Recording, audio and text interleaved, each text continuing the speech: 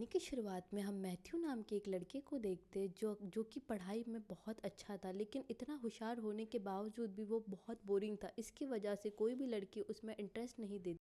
ये मैथ्यू का आखिरी साल था और वो अपने हायर एजुकेशन के लिए स्कॉलरशिप की तैयारी कर रहा था। लेकिन मैथ्यू इन सबसे खुश नहीं था, क्योंकि वो बाकी लोगों की तरह लाइफ जीना चाहता था। क्योंकि उसने अपनी सारी ज़िंदगी पढ़ाई करने में ही निकाल दी थी, इसलिए उसने डिसाइड करा था कि अब वो सारी चीज़ें करेगा जो बाकी के लोग करते, जैसे दारू पीना, घूमना फिरना।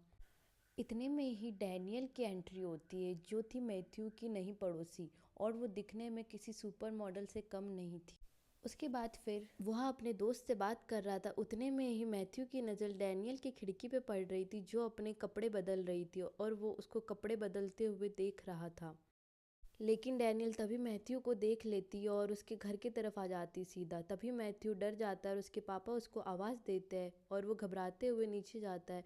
तब उसके पापा बताते हैं कि ये डैनियल है और ये हमारे पड़ोसी है, तो तुम इसकी मदद करो, इसको शहर वगैरह दिखाओ। फिर वो लोग बाहर चले जाते हैं और डैनियल उसे कहती कि तुम्हें मुझे कपड़े बदलते हुए देख के कैसा लगा।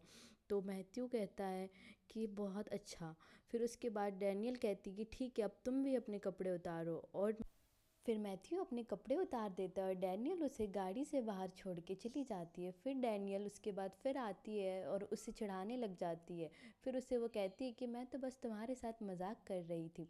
उसके बाद फिर वो दोनों साथ में बैठ के घूमते हैं, फिरते हैं, कॉफ़ी वगैरह पीते, और उन दोनों को एक दूसरे की कंपनी काफ़ी अच्छी लगती है। फिर मैथ्यू क्लासरूम में पढ़ाई कर रहा होता है। डैनियल उसे आके कहती है कि चलो हम बाहर चलते और मस्ती करते।